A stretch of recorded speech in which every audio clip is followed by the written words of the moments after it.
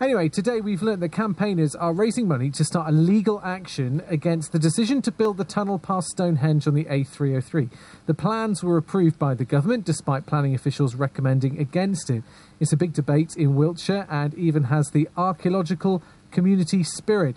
Janice Hassett is from the Stonehenge Traffic Action Group, which has been pushing for a solution to the congested road for years. Well, who knows what will transpire. We all have respect for the World Heritage Site, even, we do. But we also have our lives to conduct here and go about normal living. But we can't presently with the situation as it is. King Arthur Pendragon is a druid from the county who disagrees with the current tunnel plan for similar reasons to campaigners, but also for more spirituality reasons as well. Here he is explaining more. The fact is, to say I'm flabbergasted would be an underestimate. My flab has never been so gasted. I mean, this is ridiculous. Simply because, we sat through an inquiry for the best part of a year here in Wiltshire, and I gave evidence and a number of others gave evidence, and a year later they returned the verdict that actually it shouldn't go ahead, and the government's just ignored it. I mean, what was the point in that? It was ridiculous, and they should not go ahead because of all the reasons that their own inspectors decided they should not go ahead. I suppose the issue is here that something does need to happen in that area. The current situation we've got with the road is not suitable, so they've kind of got to make a decision, haven't they?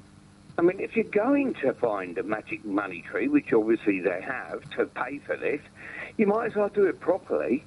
And that's not what they're doing. They're doing a short option rather than a longer option that would not go in and out throughout the World Heritage Site. What is it that you feel they aren't doing properly? Because presumably having a tunnel that you can't see is better than having that nasty old road with lots of cars jammed up on it with loads of pollution and all that sort of thing.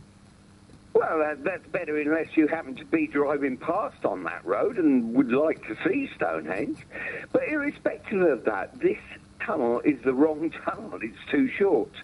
At one end, they're going to alter the aquifers, and more than that, they're going to do far too much damage to Blickmead and to archaeology that's not been sorted.